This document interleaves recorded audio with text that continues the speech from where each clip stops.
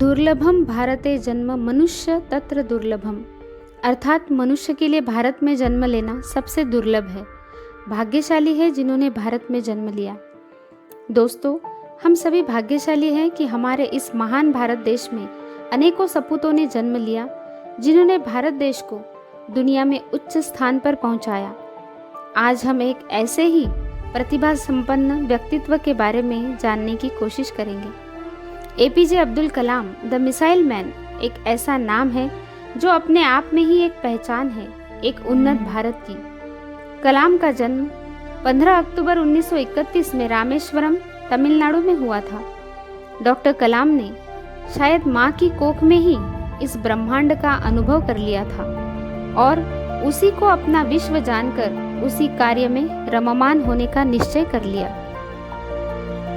कलाम के पिता जैनुल अबिदीन एक नाविक का काम करते थे और माता असी अम्मा एक गृहिणी थी।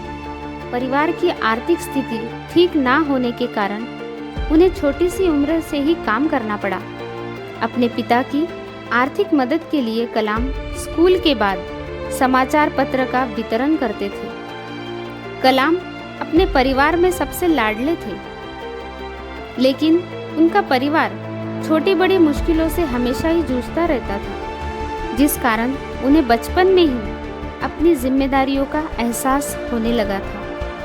उस वक्त उनके घर में बिजली नहीं थी, जिस कारण वे दीपक जलाकर उसकी रोशनी में पढ़ाई किया करते थे। लेकिन जब भी वो चांद और तारों भरा आसमान देखते थे तो एक अलग ही चमक उनकी आंखों में आ जाती थी और मन ही मन उन्होंने इसी दिशा में आगे बढ़ने की ठान ली थी। नई नई चीज़ें सीखने की इच्छा रखने वाले कलाम का मन घंटों पढ़ाई लिखाई में लगा रहता था।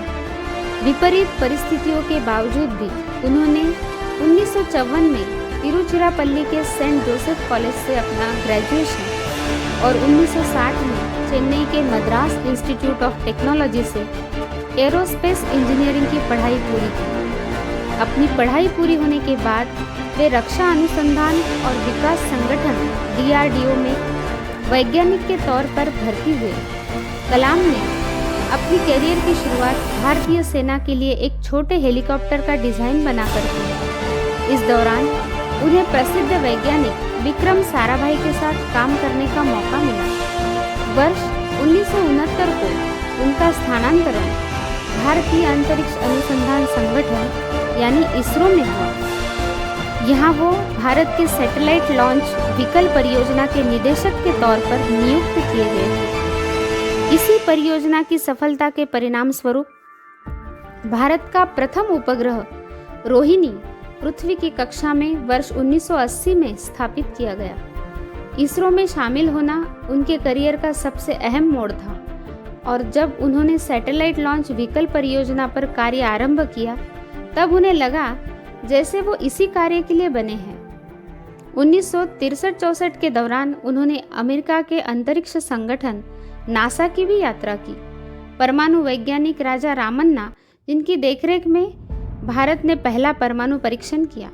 70 और 80 के दशक में अपने कार्यों और सफलताओं से डॉक्टर कलाम भारत में बहुत प्रसिद्ध हो गए और देश के सबसे बड़े वैज्ञानिकों में उनका नाम गिना जाने लगा। एक रक्षा वैज्ञानिक के तौर पर उनकी उपलब्धियों और प्रसिद्धि के मद्देनज़र वर्ष 2002 में उन्हें राष्ट्रपति पद का उम्मीदवार बनाया गया। अपनी प्रतिद्वंद्वी लक्ष्मी सहगल को पराजित करके वे भारत के 11वें राष्ट्रपति बने। डॉक्टर कलाम देश के ऐसे तीसरे राष्ट्रपति हैं जिन्हें राष्ट्रपति बनने से पहले ही भारत रत्न से नवाजा जा चुका था। डॉक्टर कलाम ने देश के युवाओं के लिए व्हाट कैन आई गिव की शुरुआत की, जिसका उद्देश्य भ्रष्टाचार का सफाया था।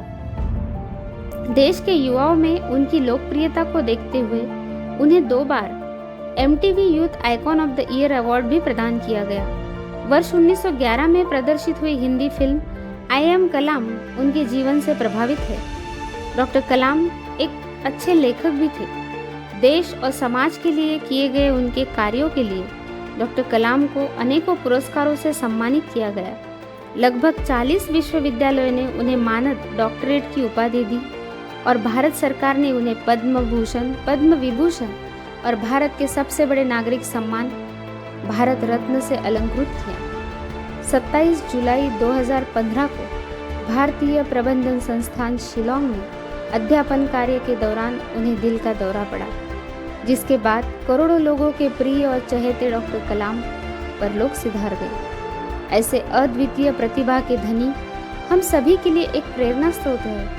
विपरीत परिस्थितियों के बाद भी अपने पढ़ने की इच्छा को सफलतापूर्वक पूरा करके वो एक आदर्श व्यक्तित्व सिद्ध हुए।